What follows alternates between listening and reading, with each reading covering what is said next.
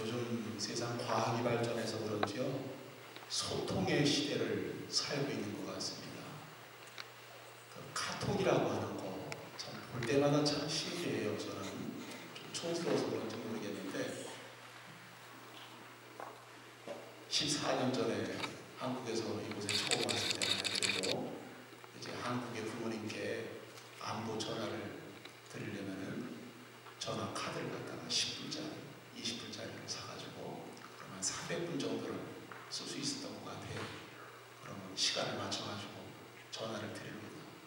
그럼 이제 받는 부모님들 입장에서는 이제 자식 돈 들어갈까봐, 많은 전화세 들어갈까봐, 아이고 잘 있는 거 알았으면 됐다, 전화세 들어간다, 빨리 끊자, 그러면서 통화를 했었는데 요즘은 공짜로 그것도 그냥 카톡으로다가 하게 되면 그냥 심지어 얼굴까지 보면서 지구 반대편에 있는 사람과 소통을 하는 그런 시대를 우리가 살아가고 있습니다. 근데 한 가지 안타까운 거는 사람과 사람 사이의 소통은 점점 빨라지고 점점 원만해져 가고 있는데 하나님과 나 사이의 소통은 어떻게 되어 가고 있는가? 그것을 봤을 때 예전만큼 하나님과 나 사이의 소통도 원만하게 이루어져 가고 있는가 하는 것을 우리가 냉철하게 뒤돌아봐야 될 줄로 믿습니다. 하나님과 소통하는 게 뭡니까? 기도지. 신앙생활을 제법 한 분들에게도 신앙생활 하는데 어려운 게 뭡니까? 물어보면 기도하는 게 어렵습니다 라고 대답하는 분들이 종종 있어요. 기도가 어렵습니다. 목사님, 저는 1분에서 5분 동안만 기도하고 나면 전 세계 다 돌고 토론토 우리 성도들까지 다 기도가 났는데 5분이 넘어가면 또 할 게 없습니다. 기도하다 보면 기도줄이 잡히지가 않습니다. 뭐라고 기도해야 될 줄을 모르겠습니다. 그렇게 얘기하는 분들이 많이 있어요. 기도가 어렵지요. 목사인 저에게도 신앙생활 하는데 가장 어려운 게 뭐냐라고 묻는다면 기도하는 게 제일 어렵습니다 라고 답할 수 있을 것 같아요. 왜 그렇습니까? 우리는 유한한 인간이에요. 그런데 우리 하나님은 어떤 분이십니까? 보이지 아니하시는 분이세요. 영적인 존재세요. 손에 잡히지를 않으세요. 또 종종 음성으로다가 들려주시고 하면 참 좋겠는데 그렇지 않단 말이에요. 근데 우리 인간은 본능적으로 눈에 보이는 것을 봐야 되고 손에 붙잡히는 것을 잡아야 되고 귀에 들려오는 것을 들어야만 믿게끔 되어 있는 존재이기 때문에 보이지 않는 하나님 앞에 기도를 드린다고 하는 것이 쉽지가 않은 것이 사실입니다. 그러다 보니까 기도를 갖다가 한다고 하면서 열심히는 하는데 잘못하는 경우들이 종종 있었던 거예요. 오늘날도 그렇지만은 예수님 당대에도 기도를 잘못했던 사람들이 많이 있는 겁니다. 그래서 오늘 주님께서 이 기도에 대해서 핵심적인 본질을 우리에게 설명해 주는데 그 이전에 유대인들이 잘못하는 기도는 뭐냐? 크게 두 가지를 우리에게 설명해 주고 있는데 첫 번째는 유대인들은 사람 앞에서 보이려고 기도했다. 두 번째, 많은 말로 중언부언했다. 이것이 유대인들의 문제점이다. 그겁니다. 5절 말씀 가서 보니까 또 너희가 기도할 때에 외식하는 자와 같이 되지 말라. 저희는 사람에게 보이려고 기도했다 라고 얘기합니다. 사람에게 보이려고. 그 다음에 또 중언부언. 중언부언이라고 하는 뜻이 무슨 뜻입니까? 남이 알아들을 수 없는 말로다가 많이 짓거리는 것을 갖다가 중언부언이라고 합니다. 또 남이 알아들을 수는 있지만 내 마음을 담지 않고 입만 열어서 많은 말을 내뱉는 것을 중언부언이다. 그렇게 얘기를 합니다. 그러니까 많은 말을 하게 되면 하나님이 설득 당하시겠지. 많은 말을 하게 되면 내 기도를 들으시겠지 하는 것들이 잘못된 기도다. 그 이 당시에 많은 유대 지도자들은 기도가 중요한 것을 알아요. 기도를 해야 되는 것을 압니다. 근데 기도하는 것이 쉽지 않고 어렵다 보니까 자기들끼리 내부 규정을 갖다가 많이 만들어놨는데, 형식을 갖다 만들어놨는데 기도의 내용, 기도의 형식, 기도의 시간까지도 정해놓고 모든 것들을 규격화를 시켰던 겁니다. 그래서 신명기 6장 4절 말씀 가운데 나오는 소위 쉐마 기도라고 하는 게 있습니다. 이스라엘 사람들아 들으라, 주 여호와 하나님은 오직 하나님이시니 라고 하는 기도문을 갖다가 아침 9시, 낮 12시, 오후 3시 세 번의 시간을 정해놓고 반드시 요대로다가 기도를 하는 거예요. 그런데 많은 말로서 이 기도를 반복해서 하게 되면은 하나님이 들으신다라고 가르쳤던 거예요. 주님께서 뭐라고 말씀하는 겁니까? 잘못된 기도다. 오늘날도 이 가톨릭 성도님들 보게 되면 묵주 기도라고 하는 것이 있어요. 묵주 기도, 그 내용을 보게 되면은 환희의 신비 1단, 2단, 3단, 4단 해가지고 여러 가지 기도의 내용들을 거기다가 넣었어요. 환희의 신비, 고통의 신비, 영광의 신비, 빛의 신비다 라고 해가지고 환희의 신비 하게 되면은 마리아께서 예수님을 잉태하심을 갖다가 묵상합시다 하고 기도를 시작하는 겁니다. 머릿속으로는 예수님의 잉태하심을 상상하면서 입으로는 주기도문을 1번, 성모성을 10번, 그리고 영광성을 1번을 외우게 돼 있어요. 그리고 손으로다가는 지금 내가 몇 번 기도를 했는지를 묵주를 갖다가 돌려가면서 숫자를 헤아린단 말이에요. 그래서 환희의 신비, 예를 들어서 1단계 5번을 반복하게 되면은 50번 가까이 되는 기도를 갖다가 드리거나 똑같다, 그겁니다. 또 고통의 신비로 넘어가서 똑같은 일을 합니다. 이렇게 내 마음을 담지 않고 묵주를 돌려가면서 반복적으로다가 많은 말을 하면은 그것이 기도다, 이렇게 생각하는 사람들이 많이 있단 말이에요. 주님께서 뭐라고 말합니까? 저희는 말을 많이 하여야 들으실 줄 생각하느니라 그랬어요. 또 유대인들은 시간을 정해놓고 기도를 했단 말입니다. 9시, 12시, 3시 시간을 정해놓고 기도했습니다. 그런데 유대인들 가운데 정통 바리새인들, 신앙이 좋다고 자부했던 정통 바리새인들은 시장이나 골목이나 사람들이 많이 운집해 있는 곳에 있어서 두 손을 번쩍 들고 기도하는데, 일반 사람들은 1분에서 5분 정도 기도하면 끝입니다. 근데 이들은 20분, 30분, 1시간 동안을 손을 들고서 사람들이 보는 앞에서 계속해서 반복적으로 기도를 한단 말입니다. 그러다 보니까 사람들이 저 사람은 참 신앙의 인품이 대단하다, 존경받아 마땅하다 하면서 많은 사람들이 우러러본단 말입니다. 그러다 보니까 은근히 그것을 즐기는 거예요.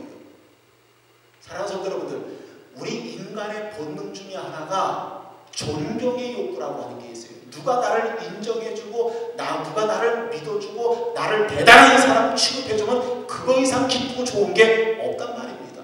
바리새인들이 즐기는 겁니다. 시간이 다 돼가면 그 시장 많은 골목에 사람들이 왔다 갔다 하는 운집한 지역에 머뭇거리다가 시간이 되면 드디어 두 손을 번쩍 들고 많은 사람들이 우러러보는 앞에서 기도한단 말이에요. 누구를 보라고 기도하는 거예요?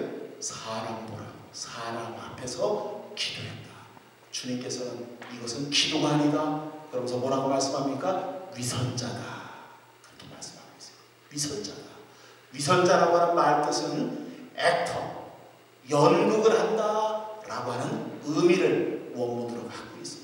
사람 앞에 보이려고, 쇼업하려고, 내가 인정받기 위해서 그렇게 손을 높이 들고 기도하는데 그것은 잘못된 기도다, 그겁니다.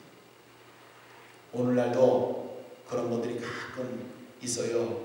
대표 기도를 시켜보면은 평소에는 집에서 5분, 10분도 기도 안 하시던 분들이 때는 이때다, 마이크까지 잡았겠다, 이제 전 세계를 후기 시작합니다. 그리고 성경 창세기부터 계시록까지 다 20분, 30분 동안을 그냥 온갖 미사용어를 다 동원해가지고 뭐 형용사를 갖다가 많이 갖다 붙이죠. 그런 분들 보면 또 무소부재하신 하나님, 영광받기에 합당하신 하나님, 자비로우시고 은혜로우시고 노하기를 더디하시고 사랑이 한이 없으신 하나님, 그래놓고서는 언제나 진실하시고 온 땅에 충만하시고 자비에 있어서 한량 없으시고 계속해서 미사용어를 갖다가 많이 갖다 붙이는 기도가 잘하는 기도고 믿음이 좋아 보이는 기도인 것으로 알고 그렇게 기도하는 분들이 있단 말이에요.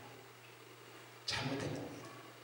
그러면은 크게 두 번째로 주님께서 참된 기도의 모범을 우리에게 어떻게 보여주셨느냐, 그겁니다. 따라하시기 바랍니다. 골방으로 들어가라. 골방으로 들어가서 기도해라. 여기 골방이라고 하는 의미는요, 물건을 저장해두는 창고, 스토레이지, 물건을 저장해두는 공간, 그것을 원문을 통해서 우리가 살필 수가 있습니다. 즉 누구에게도 방해받지 않고 사람과의 접촉을 피할 수 있는 한적한 장소, 이곳이 바로 골방입니다. 골방으로 들어가서 하나님 앞에 기도해라, 그겁니다. 그것이 기도의 바른 정서이다. 그러면은 왜 하나님께서 저와 여러분들을 기도의 자리로 초대하시면서 골방으로서 만나자, 골방으로 들어와라 그러십니까? 한번 잘 생각을 해봐야 돼요. 여러분들, 우리가 일주일 동안의 삶을 살면서 세상 가운데 살면서 여러 사람들을 만납니다. 회사에서 직장 동료를 만납니다. 비즈니스 하는 분들은 내 클라이언트를 만나게 됩니다. 또 회사에서 일하시는 분들은 내 밑에 종업원들, 위에 상사들을 만납니다. 수많은 사람들을 만나면서 여러분들 마음 가운데 누군가를 딱 붙잡고 나와 함께 골방으로 들어가서 긴밀하게 얘기 좀 합시다 할 만한 사람들이 있습니까? 그리고 그런 사람을 딱 붙잡고 들어가서 골방 가서 나랑 얘기 좀 합시다 라고 했을 때는 그 오가는 얘기가 어떤 얘기들이 오갑니까? 날씨 얘기나 하고 애들 크는 얘기나 하고 세상 돌아가는 정치 얘기, 경제 얘기하기 위해서 골방으로다가 끌어들입니까? 그렇지 않습니다. 내 마음속에 깊은 고민, 내가 정말 마음을 활짝 열고 얘기하고 싶은, 내 마음을 들어줄 수 있는, 내 마음을 털어올 수 있는 그런 상대에게 그렇게 할 수 있는 것 아니겠습니까? 그런 상대가 누가 있습니까? 나와 함께 살고 있는 아내 또는 남편 또는 내가 만나서 교제하고 있는, 나와 평생을 함께 하기로 하고 있는 내 파트너, 이런 사람들 아니겠습니까? 문제는 남편과 아내 사이인데도 골방으로 들어가는데 무섭고 두렵고 떨리면은 그건 심각한 부부관계예요. 그죠? 근데 골방으로 들어가서 깊은 얘기를 갖다가 마음을 활짝 열고 얘기할 수 있는 관계는 골방에서 만날 수 있는 관계더라, 그겁니다. 하나님께서 그걸 원하시는 거예요. 너가 나와 소통하고 싶으냐? 나와 이야기하고 싶으냐? 골방으로 와라. 무슨 말입니까? 나에게 너의 모든 것을 열어라. 할렐루야. 그겁니다. 네 마음을 열어라. 사람은 이해하지 못할지 모르지만 골방에서 나에게 너희의 속에 깊은 마음, 염려와 근심이 있느냐, 걱정이 있느냐, 네 무게가 무거우냐, 나에게 다 쏟아놓아라. 그럼 내가 들어주겠다, 그 뜻입니다. 골방으로 찾아 들어갈 수 있는 여러분들 되어지기를 주님의 이름으로 축원합니다. 크게 두 번째, 골방으로 초대하시는 이유가 있습니다. 사랑하는 여러분들, 우리 지난주 한 주간의 삶을 빨리 한번 뒤돌아보시기 바랍니다. 월요일부터 토요일까지 어떤 사람들을 만났습니까? 어떤 일들을 경험했습니까? 기쁜 일이 많았습니까? 힘들고 답답했던 일이 많았습니까?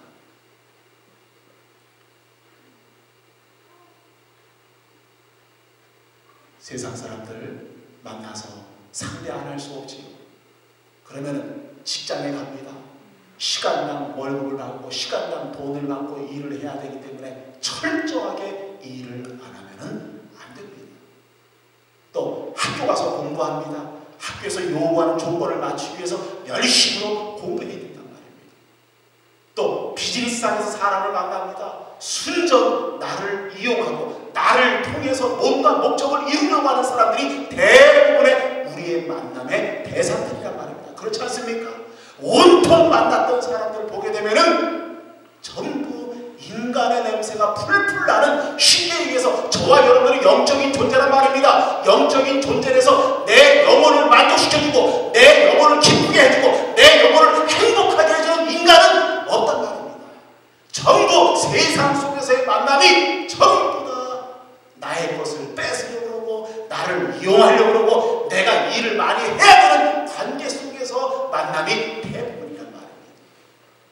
그러나 저와 여러분들이 기억해야 되는 것은 사람은 영적인 존재입니다. 영의 만족이 있지 않고서는 진정한 행복을 누릴 수가 없단 말입니다. 그런데 한 주간의 삶을 다 뒤로 하고 하루의 삶을 뒤로 하고 냄새나는 인간들과의 만남을 다 뒤로 하고 세상의 일을 다 뒤로 하고 골방으로 들어가서 참된 영혼의 주인이신 우리 하나님 아버지 앞에 딱 서게 될 때 그 골방에서 하늘의 생수가 넘쳐 흐르게 되는 것을 믿으시기 바랍니다. 위로부터 물부터 부으시는 위로가 넘칩니다. 위로부터 물부터 부으시는 기쁨이 넘칩니다. 평강이 넘칩니다. 이게 바로 골방인 것을 믿으시기 바랍니다. 그래서 우리 예수 믿는 분들 가운데 우리 성도들도 그래요. 환경과 조건을 놓고 봤을 때는 기뻐할 이유가 없는데 얼굴을 가만히 보게 되면 평안이 흘러요. 얼굴에 은혜가 흘러요. 저는 주일날 와가지고 여러분들의 얼굴을 딱 보면은 죄송합니다만 일주일에 이 사람이 어떤 삶을 살았구나 하는 것이 어느 정도 다 읽혀요. 특별히 설교하다가 많이 들고 섰을 때는 이렇게 보면은 아하, 이분에게 지금 은혜가 있구나, 염려와 근심이 많구나 훤히 보여주시는 경우들이 많습니다.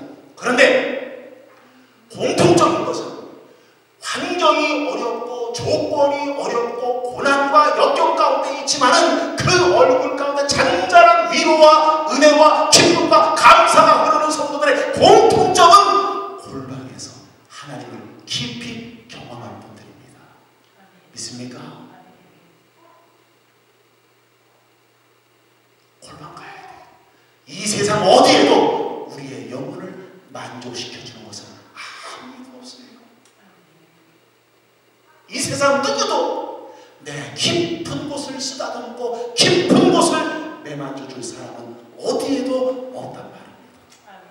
그런데 골방에서 주님을 만날 때 주님이 만져주십니다. 만나주십니다. 위로해 주십니다.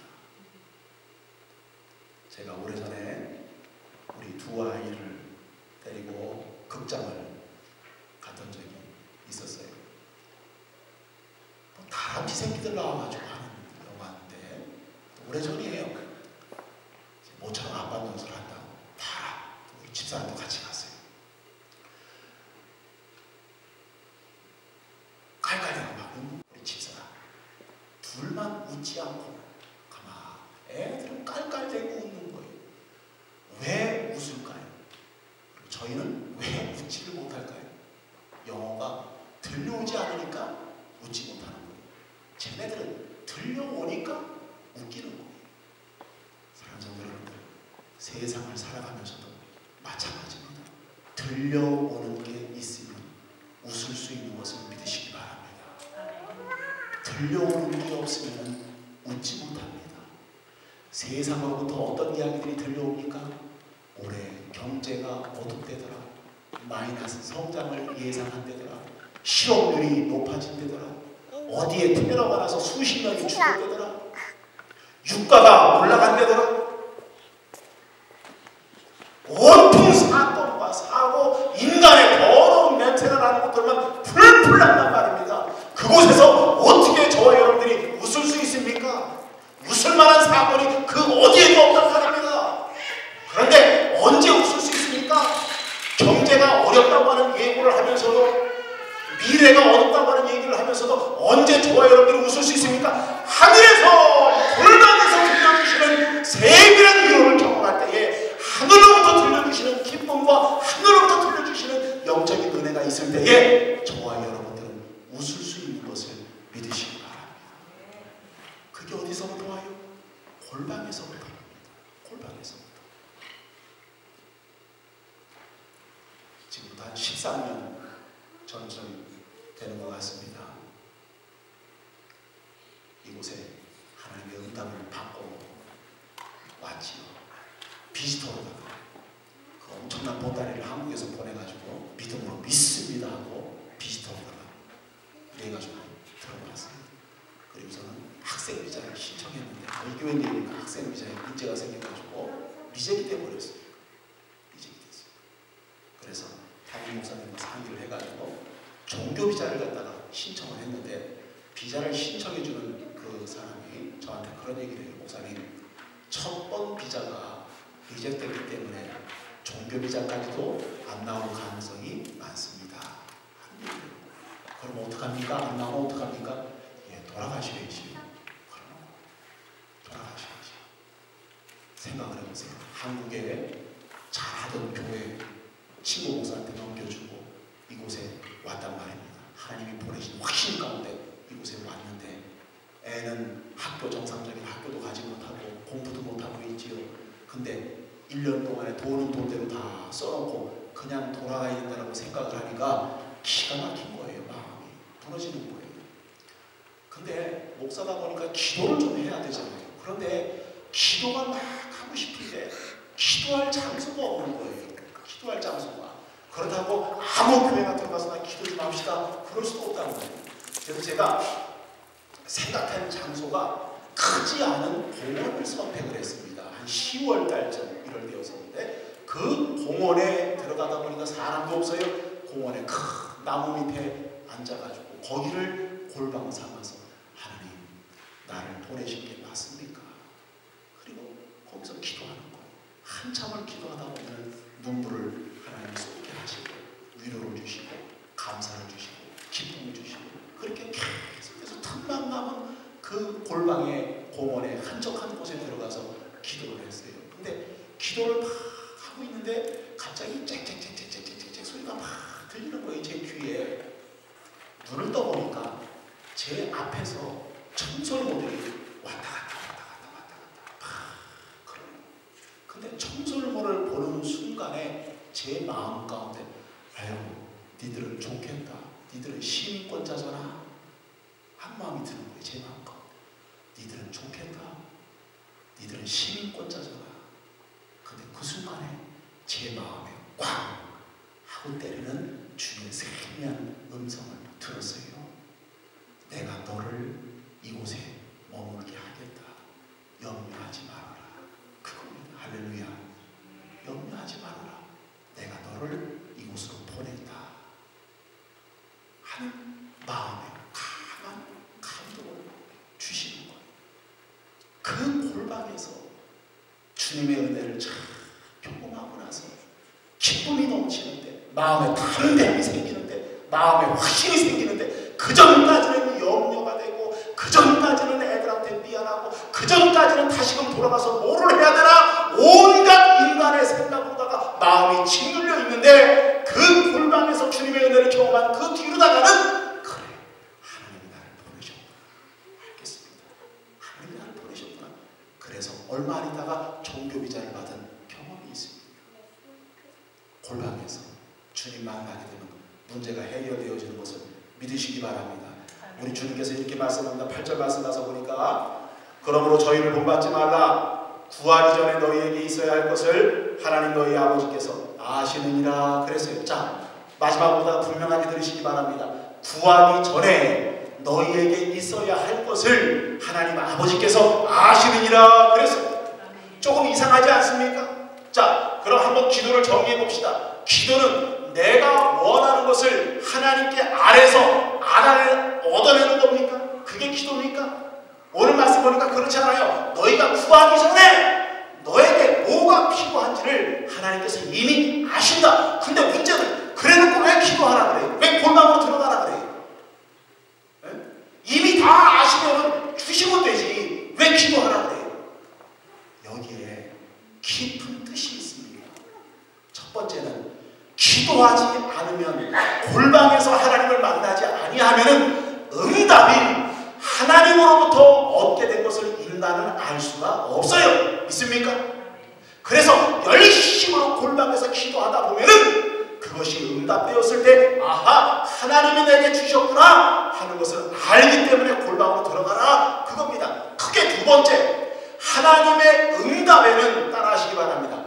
따라하세요. 하나님의 응답에는 분명한 목적이 있다.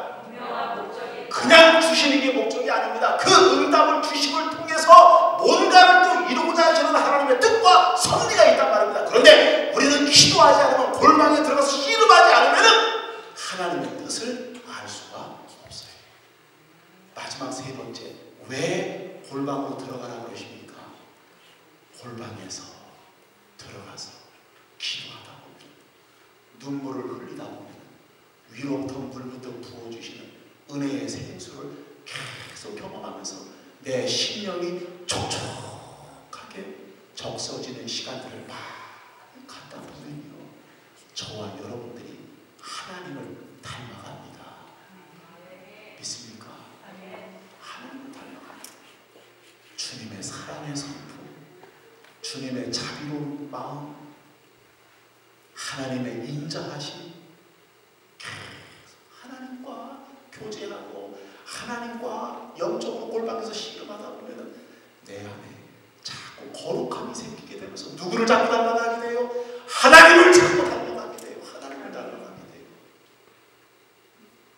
그래서 여러분들 골방에서 깊이 은혜 가운데 젖은 뒤에 나와서 거울을 한번 쫙 보시기 바랍니다. 거울을 딱 보세요. 내 모습이 예전의 모습이 아니라 예수님 동생이랑 비슷한 모습으로 바뀌어져 있게 되는 것을 믿으시기 바랍니다. 그래서 기도해요. 왜 골방으로 들어가라 그러세요? 내가 너에게 주었다. 두 번째, 응답을 통해서 또 다른 뜻을 이루시기 위해서 그러십니다. 마지막 세 번째, 하나님의 거룩한 성품을 닮아가게 하시기 위해서 골방으로 들어가라 그러십니다.